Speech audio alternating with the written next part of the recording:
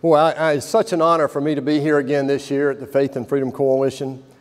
I just want to thank Ralph and his family for everything they've done, what Faith and Freedom does in my home state of Georgia and around our country and indeed the world. I heard there were a few Georgia folks here today. Is that right?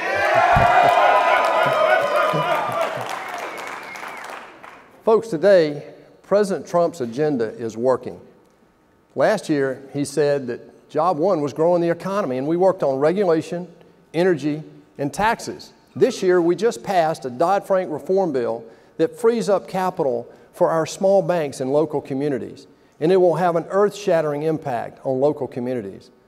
All of this is freeing up some $6 trillion of capital back into our economy. I'm just a business guy, but I can tell you this agenda is working. 3.5 million new jobs have been created since President Trump took office. 870 regulations have been reversed. Consumer and CEO confidence is at a 20-year high. And I'm proud to stand here before you today and tell you that because of a bipartisan bill we passed in the Senate, 1,550 people have been fired at the VA for not taking care of our veterans.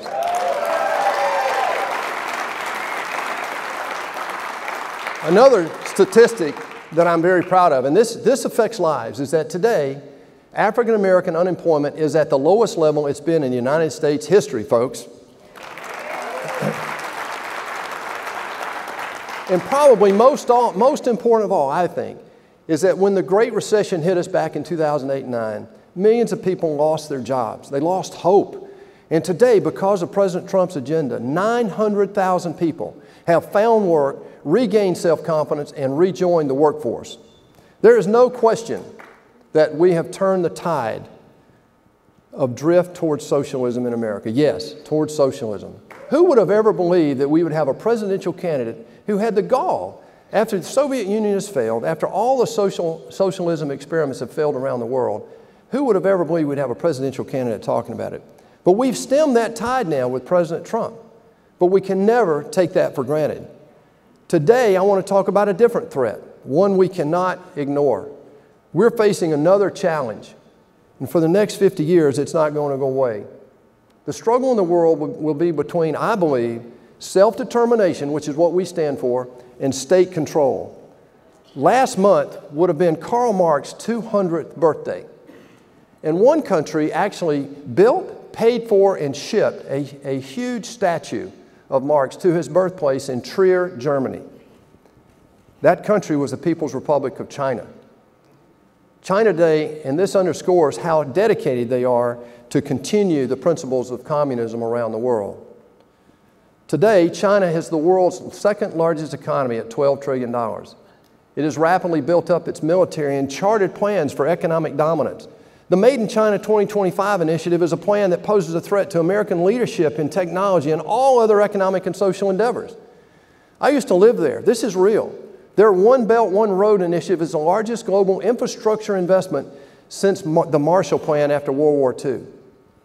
At the same time, the Chinese government's commitment to total control of its people is strengthening at an ever-increasing rate today. I was just over there. In March of this year, President Xi Jinping consolidated power and became president for life, just like Mao Zedong. In April, the Chinese government continued its crackdown on Christianity by banning online Bible sales. Today, the Bible is the only major religious text, guys, that you cannot buy commercially in the People's Republic of China. That's unacceptable. In addition, the Chinese government is creating a social credit score. Now listen to this. I don't think you've seen this in the Western media yet today. This is real. They're developing a social credit score on every individual in China. And it's based on how well they conform to state standards. They use a national network of 176 million cameras to monitor their citizens. And using computerized facial recognition and artificial intelligence, they can identify and detain people for re-education. Think about that. Within 2 years, 1/5 of the population of the world, they all happen to be Chinese, is going to have an arbitrary government score that potentially restricts their freedom.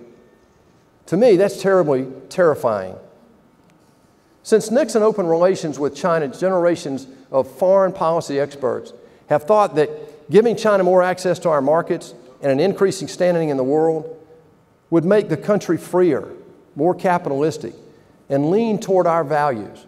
Well, we have all been very wrong. China's leaders today often quote proverbs from 36 Chinese stratagems, which were developed during the Warring States period of Chinese history between 400 BC and 400 AD. China sees America as the world's hegemon, and they're using propaganda to convince the rest of the world that America is today's aggressor. Confucius once said, "There cannot be two suns in the sky, nor two emperors on the earth."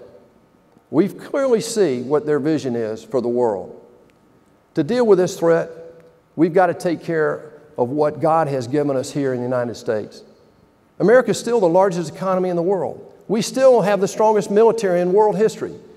America is still the innovating engine of humankind history. America is still the model of freedom around the world. Today, President Donald J. Trump, thanks to you, is in the White House and not Hillary Rodham Clinton.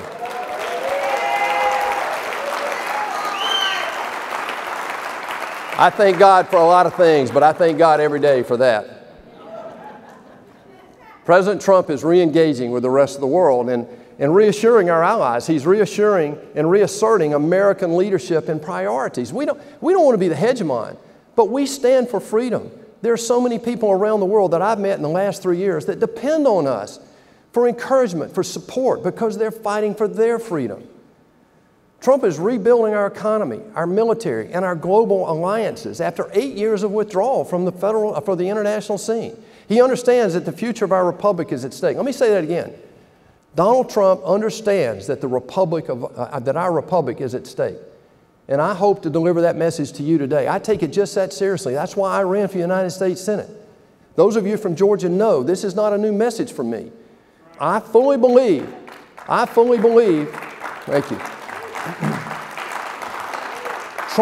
Trump has called out China's theft of our intellectual property. Where was the last president in dealing with this issue? Donald Trump has brought China to the trade table, and he secured their help with North Korea. And we need to pray for him this weekend as he goes to Singapore.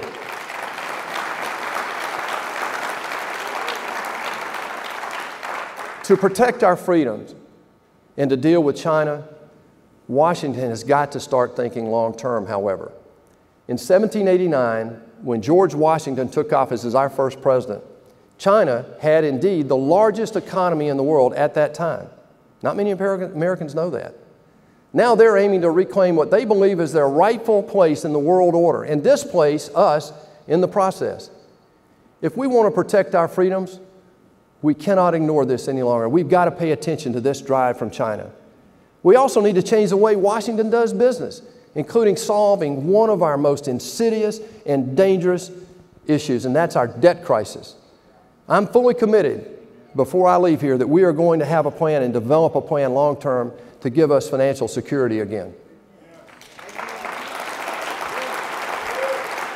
And I think the time has come, finally, I think the time has come. I've said this is my third speech here with you guys since I've been elected, and I can tell you, I'm not giving up on this one. It is finally time we bring term limits to the United States Congress.